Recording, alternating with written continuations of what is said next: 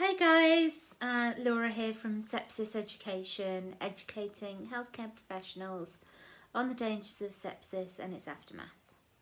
So today we're going to be talking about post-sepsis syndrome, PTSD, and how PTSD can change your life. And so first of all, I just want to say sorry that I haven't been on for quite a while. It's basically because I've been having to deal with PTSD. And why do I say this? And why is it actually getting involved in my life?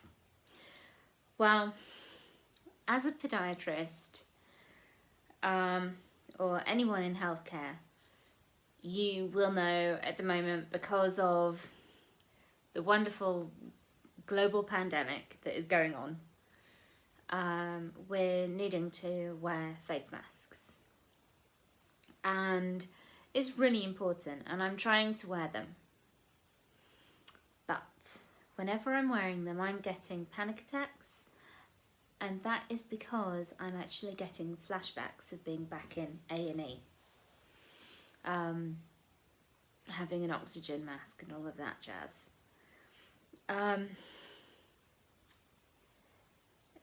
It's not fun, but it's also meaning that when I'm wanting to work, I'm having to be really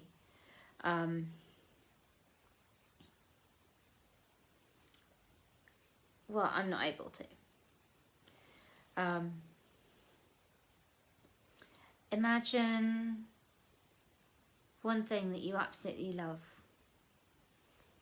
and you can't do it anymore. And I basically, when I have my patients, when I see my patients, I actually say I don't have any patients, because I just have friends that I see on a regular basis, or I did. I've been finding it really difficult. I've been put on medication. I'm also having counselling. I'm having CBT. It's been going for about 3 months now, and it's being extended as well. So, and I'm actually having to look for other jobs, and at the moment, because of the job situation, is really difficult. But the other day I went into the bank. I'm going into the bank, normal thing. Usually I put money in when it comes to like the machine, but I went to the person instead. I put in my PIN, and halfway through that I actually had such a severe panic attack, the start of a really severe panic attack, that I finished off putting the PIN in and taking the card out, and I had to run out of the bank, and I was actually had to take off my mask, and I was being sick.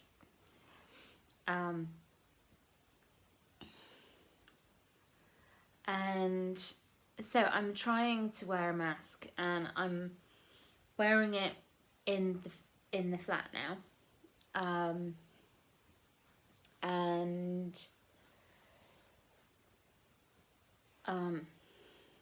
it's something that the counsellor was saying, because I've got one of the sunflower lanyards now from the bank, because they don't do it. It's actually helped quite a lot, but I was mortified when I was in the bank. They, like, when I needed to come back in, they were like, right, okay, they got me into a room, and they were like, okay, what's going on? And so I told them, and they were like, don't force yourself. So I'm trying to do it in a safe environment. So I've got a few different ones. There's one that is the most comfortable because it doesn't touch the top of my nose. But I can't even wear a visor because anything even remotely going near that area just, I think, is quite claustrophobic. And I think it doesn't help when it comes to the pandemic that a lot of people are struggling.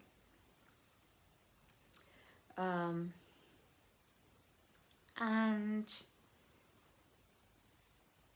one thing that's really important is you need to ask for help. I know a lot, for me, I'm one of these people who doesn't like asking for help because I kind of feel that I'm one of these people who's very much, I need to do this. I need to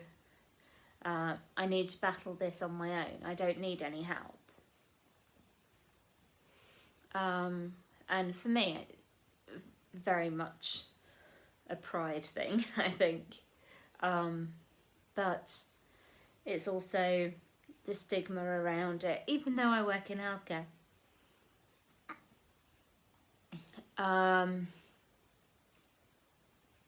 But it's actually been a positive thing for me.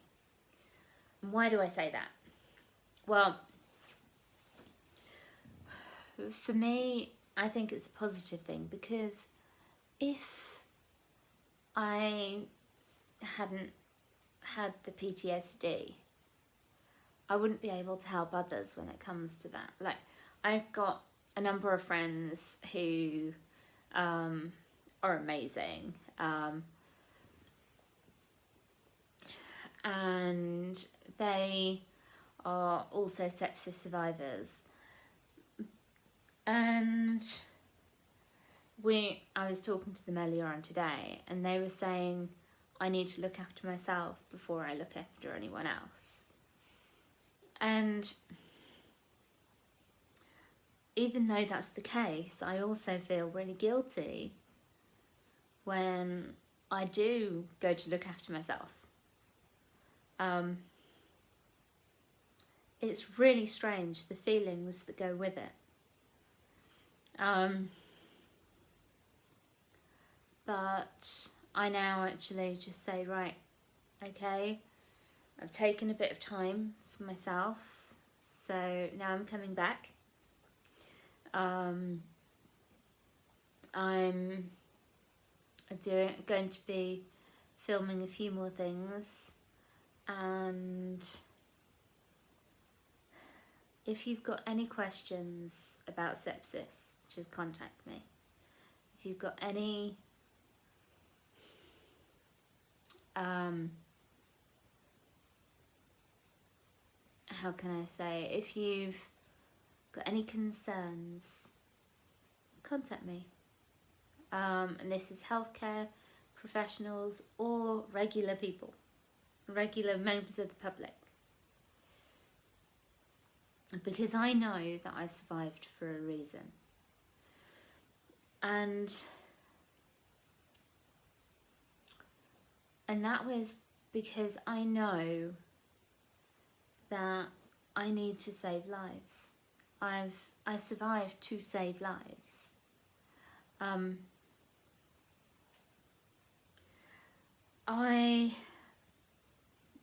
know that there is a bigger calling for me, and that bigger calling is to help you. So if you are worried about a family member, if you're worried about yourself or a friend, if you think about the signs and symptoms, if you, one, get to know the signs and symptoms of sepsis, but two, if you know somebody who's had sepsis and they're recovering, have a look at the signs and symptoms of post-sepsis syndrome, because they can be a little bit worse than the sepsis, in my opinion, because it's a long recovery and it's something that a lot of people don't realise. Right, have a good day, stay safe, please wear a mask if you can, and I'll see you soon. Mwah. Bye.